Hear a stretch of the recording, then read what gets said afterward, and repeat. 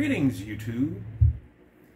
If you watched my last video, it was on Big Red, which was the Squier Vintage Modified Jazz Bass.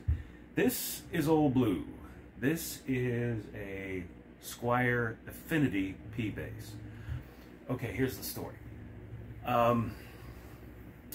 If you watched the last video, you'll know that I am really drawn more towards the jazz bass than the P-Bass.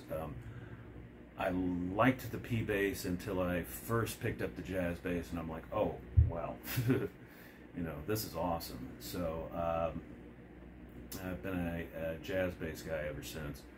But recently, maybe in the past year or so, I've been getting into a lot of the session players. And when you look up, well, what did they play? They played a P-Bass. What did Carol Kay play?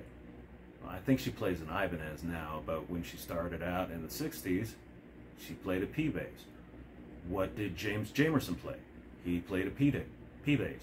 What did Donald Duck Dunn play?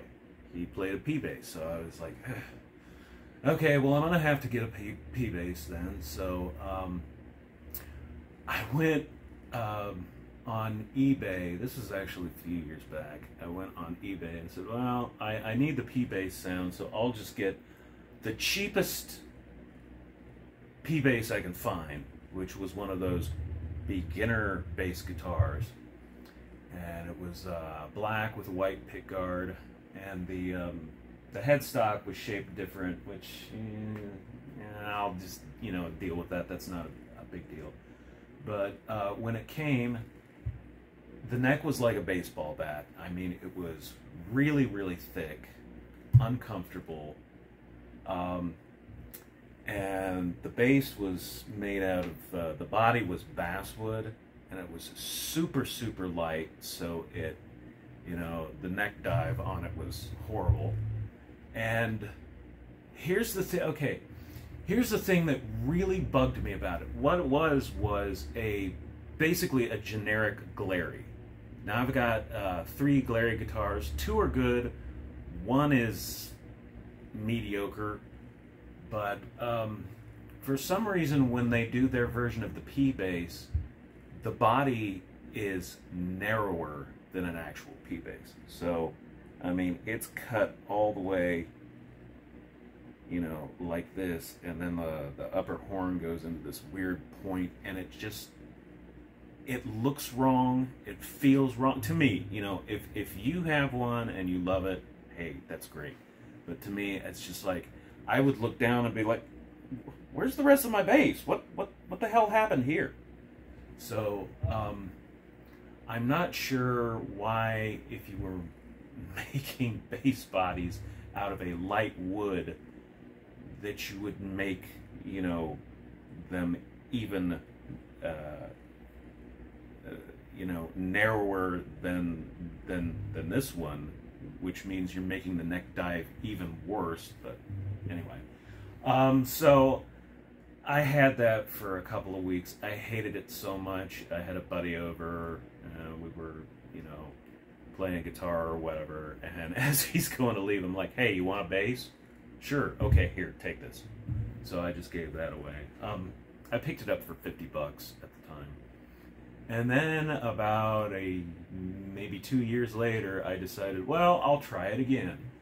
So I got one of the generics again. This time it was a Sunburst, and same deal, same body, same, you know, there's like ½ an inch that's like not here.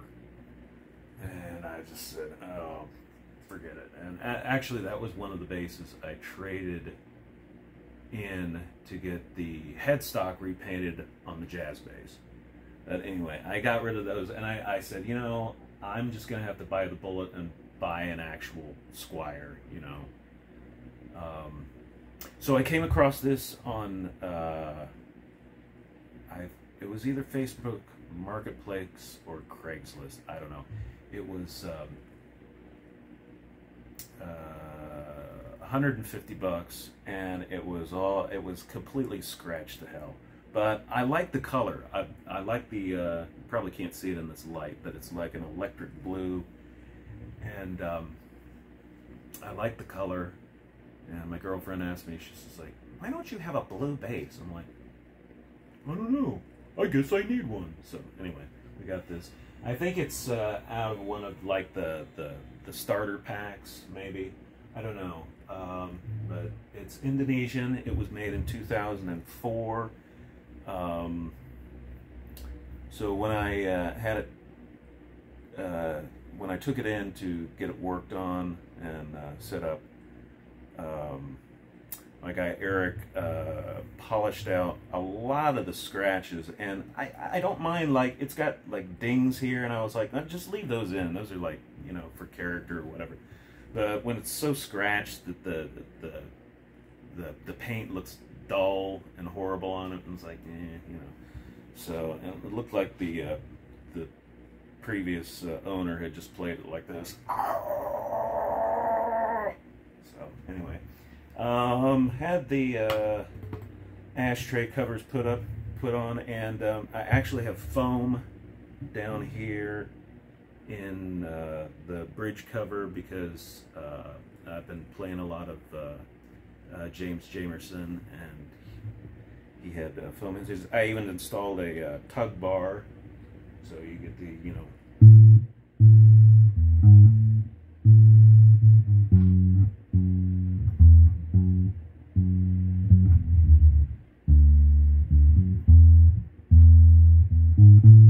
still kind of trying to play around with that. But the only bass player I ever saw actually use that that I can remember is Brian Wilson from the Beach Boys. He played with his thumb, used the tug bar here. So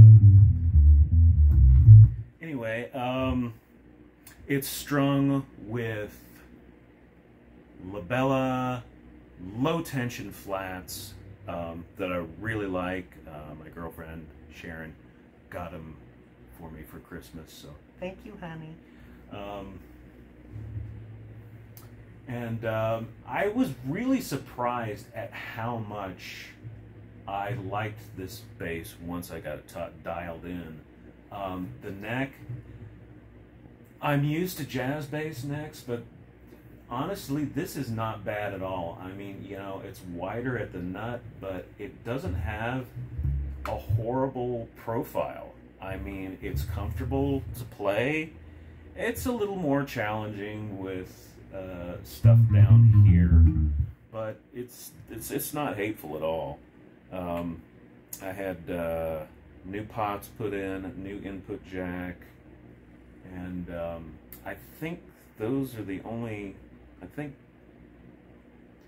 that's only the only mods this has had, because it's still got the original pickups in it. But this is what I've been learning all the session stuff on, you know, Carol Kay, Donald Duck Dunn, James Jamerson, because they were all P-Bass players. So, and what's funny is that I would prefer playing a P-Bass, or excuse me, a jazz bass, probably 98 to 99% of the time before I got this P-Bass. Has this replaced the jazz bass as my favorite? No. But it's a lot closer than it was. It used to be, you know, 98 to 2%. And now it's more like 51 to 49. I find I'm picking this up a lot more than I thought I would.